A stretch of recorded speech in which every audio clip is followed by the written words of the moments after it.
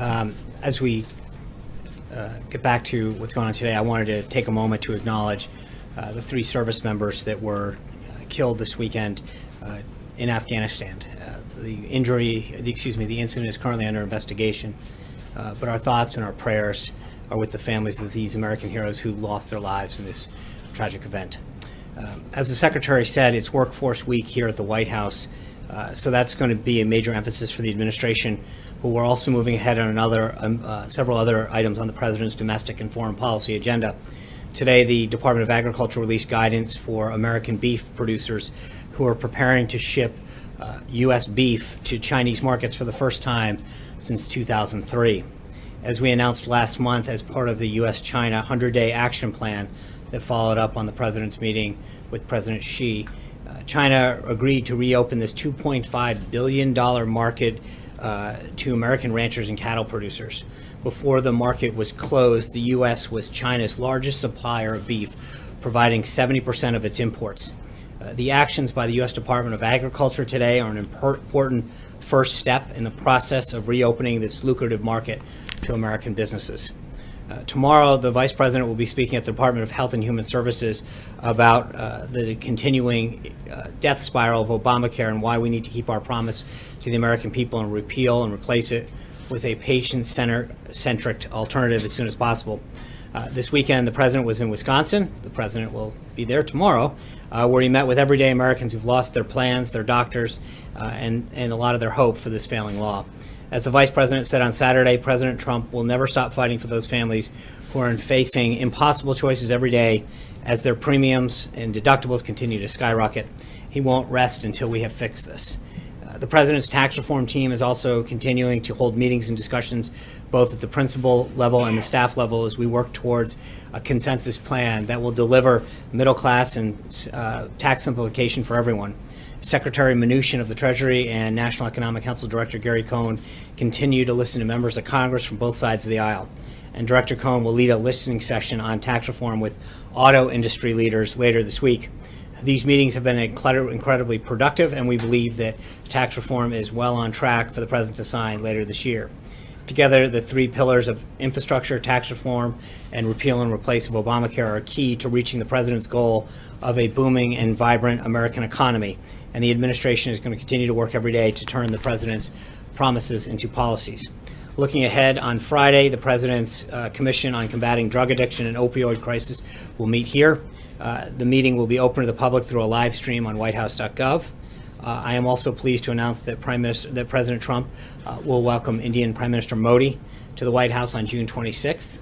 He looks forward to discussing the ways to strengthen our ties between the United States and India and advancing our common priorities, fighting terrorism, promoting economic growth and reforms, and expanding security cooperation in the Indo-Pacific region. The 2 leaders will look to outline a common vision for the U.S.-India partnership that's worthy of India's 1.6 billion citizens. And before I take your questions, I want to wish the 41st President, George Herbert Walker Bush, a happy 93rd birthday from all of us at the White House. I hope he has a fantastic day and celebration. And with that, I'll take your questions. Lalit. Thank you. Following up on your India announcement, the President in his speech to the Indian American community on October 15th in New Jersey had said if he is elected, he would be the best friend of India ever in the White House. What steps the President wants to take during his next 4 years or 8 years probably to implement his promise he made to the community here? Well, I know, and we've read these out a few times, but the President and the Prime Minister have had a number of positive phone conversations and expect to further that discussion when they meet in person on June 26th. As I mentioned just a moment ago, whether it's economic growth and reforms, fighting terrorism, expanding our cooperation as major defense partners. U.S.-India trade has grown 6-fold since 2000, from $19 billion to $115 billion in 2016, and the Indian economy is growing at over 7%. U.S. energy and technologies, including natural gas, are helping to build Prime Minister Modi's vision for a new India and creating thousands of U.S. jobs in the process. I think you can expect the 2 of them to set forth a vision that will expand the U.S.-India partnership in an ambitious and worthy way of both countries' people. Jessica. Sean, thank you. 2 questions on trade. Number 1, you talked about the beef arrangement, is that beginning today? And can you flesh out a little bit more about what, because I understood there was going to be an announcement from USDA. Are we waiting for that to actually make this a fact, or where are we in the process? The U.S. Department of Agriculture will have many more details on the process moving forward, but the announcement's coming from them today. The shipment leaves today? No, I think the announcement's coming today. And secondly, my other trade question is on steel and aluminum and Yeah. the review that the administration's doing. The president said, and was quoted in one of the pool reports as saying that there is legislation being drafted on anti-dumping. The 232 process goes to Congress anyway. Was he referring to additional legislation or the 232 review that you'd already initiated as reported by Secretary Ross? So Secretary Ross should have a further update on the review, the 232 review later this week, I believe. When that comes out, there are certain recommendations that will be made to Congress to address anti-dumping provisions in the steel and aluminum and other markets. When that comes out, but I think there'll be recommendations to Congress to follow up on how to rectify some of the problems. Trey. Thanks, Sean. A couple questions for you. First, does President Trump have audio recordings of his conversations and meetings with the former FBI Director James Comey? The president made clear in the Rose Garden last week that he would have an announcement shortly, Do you have any sort of timeline on when that announcement will be? when the president's ready to make it. And a quick follow-up on the Attorney General. From the perspective of President Trump, what role did Attorney General Jeff Sessions play in the firing of James Comey? I'm not going to discuss private conversations between the president and the attorney general. Like, Sean, to that end, when Jeff Sessions testifies tomorrow, do you believe that he should invoke executive privilege on conversations between himself and the president as it relates to Jim Comey? I think it depends on the scope of the questions, and it would be to get into a hypothetical at this point would be premature. And in any way, did Jeff Sessions, folks at the DOJ, ask for the White House's permission, in essence, for him to testify publicly tomorrow? I don't know the answer to that question. I know Congress, generally speaking, sets the whether a hearing is open or closed based on the sensitivity of the subject. Is the president then okay with him testifying in this open setting tomorrow? I think he's going to testify. We're aware of it, and go from there. John. Just to follow on that, the president seemed to indicate that he thought that it was a mistake for Jeff Sessions to recuse himself from the Russia investigation. He said that his preference would have been to the contrary on camera. What does the president think about the fact that Sessions will be testifying tomorrow and, according to the Department of Justice, wanted to testify in an open session rather than a closed classified session? I think the president's been clear last week in the Rose Garden that he believes that the sooner we can get this addressed and dealt with, that there's been no collusion. He wants this to get investigated as soon as possible and be done with it so we can continue with the business of the American people. If I could ask you about the other headline of the day, the state of Maryland, the District of Columbia filing a lawsuit against the president, Right. Seeking rulings on 2 points in the emoluments clause of the Constitution. What does the RNC thinks that this is bogus lawsuit. What does the president, what's the White House's perspective on that? Yeah, the president's interests, as previously discussed, do not violate the emoluments clause for reasons that length that the Department of Justice filing enumerate in their Friday night filing with respect to the Crew lawsuit, which was the first one. This lawsuit today is just another iteration of the case that was filed by that group Crew, filed actually by the same lawyers. So it's not hard to conclude that partisan politics may be one of the motivations behind the suit was filed by 2 Democratic attorney generals. The lawyers driving the suit are an advocacy group with partisan ties. It actually started with a press conference as opposed to filing it, which is interesting. And the suit challenges the sort of business transaction that everyone from Penny Pritzker, who served in the last administration, and others have engaged in while office. So I think we'll continue to move to dismiss this case in the normal course of business. Thanks, Sean. I wanted to just 2 questions, but first, why leave open this question of whether there are tapes? Don't the American people, do they deserve to know whether Comey was lying to the Senate? I mean, why leave this question open? I think the president made it clear what his intention is on Friday. It's an open question. I understand that, and he said he would answer that question in due time. But to follow up on, speaking of lawsuits, for the Ninth Circuit, they just came out and they upheld the block of the travel ban. Any response to that? We're currently reviewing that opinion. I think we can all attest that these are very dangerous times, and we need every available tool at our disposal to prevent terrorists from entering the United States and committing acts of bloodshed and violence. We continue to be confident that the President's executive order to protect this country is fully lawful and ultimately will be upheld by the Supreme Court. Okay, Sean, so 2 questions for you then. I want to follow up on the tapes issue. If the president does have evidence that the FBI director lied under oath, what is he waiting for?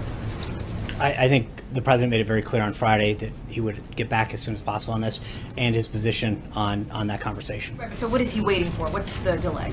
He's waiting. I mean, he's not waiting for anything. When he's ready to further discuss it, he will. But I think he laid out his position very clearly, very concisely on Friday. On Olivier. the travel ban, Sean, is the second question. You just mentioned, you obviously responded to the Ninth Circuit ruling today. That ruling also cites the president's tweets from June 5th on the travel ban. It cites your statements, this administration statements, that the president's tweets are official statements.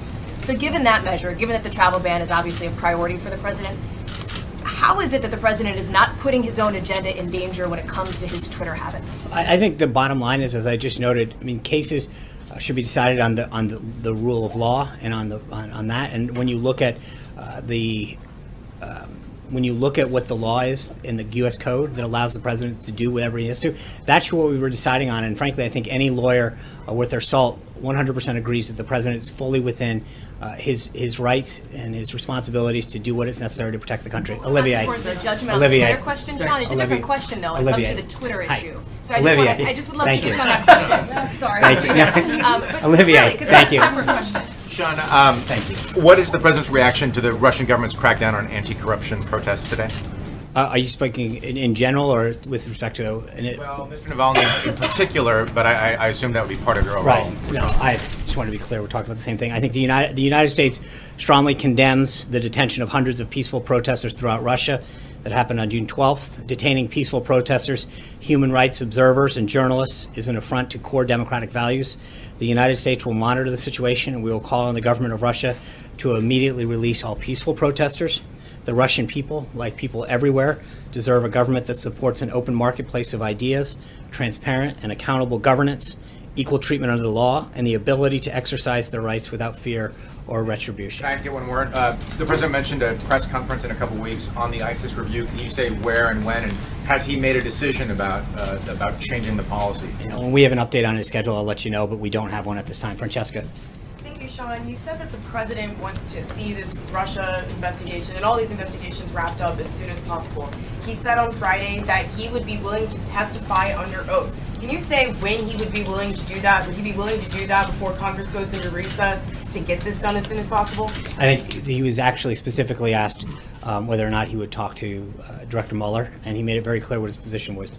So he would. John. So sorry. I just wanted to be Yeah. very clear about this. So he's not saying that he would go before Congress. I don't know. I've not had a further discussion with that. I know exactly what he said on Friday in the Rose Garden is exactly what he Do you believes. have confidence in Director Mueller, John. Sean? Thank you, Sean.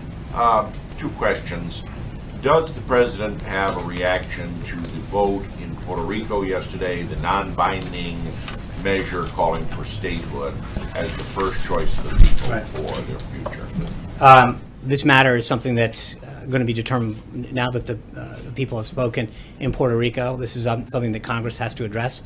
So the process will have to work its way out through Congress. Hey, Sean. My other Sean, question was, there are widespread stories and speculation that when the president goes to Miami this Friday, he will undo the executive orders from the Obama administration that eased relations with Cuba. Can you confirm whether he will undo all of them or some of them? That's a good try. I will say that when we have an announcement on the president's schedule, we'll let you know. But just stay tuned. We have a very busy week and an ambitious agenda this week. George. Thanks. Following on some of the stories over the weekend in England, when the president signs off on a foreign trip, how much does he factor in his personal popularity in that country? None. And so since you brought it up, I don't, just so we're clear on that, Her Majesty extended an invitation to the president. He's accepted that invitation, and we look forward to scheduling that trip. But there's nothing that was scheduled, and we look forward to working out a mutually acceptable date with the United Kingdom, and then